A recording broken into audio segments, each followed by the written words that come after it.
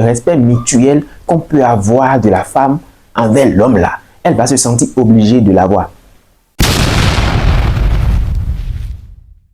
Chers amis, est-ce que vous savez que quelqu'un qui pratique un art martial là est vraiment en sécurité avec sa petite amie? Est-ce que vous le savez? Si vous ne le savez pas, c'est le moment pour vous de vous asseoir, de ne pas scroller et de m'écouter surtout attentivement. Vous savez, dans une relation amoureuse, quand la femme se sent protégée, elle serait appelée à te respecter même si tu ne lui imposes pas. Quelqu'un qui représente pour toi un bouclier, tu n'auras jamais ce réflexe-là de penser à lui lever la main dessus.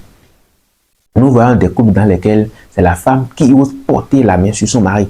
Quand tu es pratiquant d'art martial, je prends l'exemple de quelques arts martiaux traditionnels, tu t'y connais bien en ce qui concerne la défense là, et que ta femme en prenne conscience, elle n'aura jamais l'audace là de lever la main sur toi.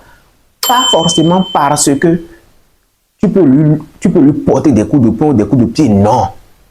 Mais elle te prendra comme étant son bouclier à elle. Avec toi, elle va se sentir à l'aise, elle va se sentir protégée. Prenez l'exemple de vous-même. Quand vous sortez avec les forces de l'ordre là, quand vous êtes avec eux et que ce sont eux qui sont peut-être votre garde du corps, combien de fois vous allez peut-être penser à les nuits? Non, présence qui font que vous êtes à l'aise. Leur présence avec vous vous donne un certain courage. C'est de la même manière quand tu es un jeune garçon, dans le mariage ou dans le copinage et que tu es pratiquant d'art martial, surtout quand tu as le titre maître là, et que tu te retrouves bien, si tu es bon en défense et que ta femme ou ta petite amie prend conscience de cela, elle ne va jamais penser à te lever la main dessus. Et c'est ce acte-là qui fait en sorte qu'elle se sent obligée de te respecter. Tu n'es plus obligé comme ça d'imposer le respect à ta petite amie en fait. Donc sur certains plans, il peut y avoir quelques défaillances, on est d'accord. Mais côté respect, c'est-à-dire le respect mutuel qu'on peut avoir de la femme envers l'homme là, elle va se sentir obligée de l'avoir.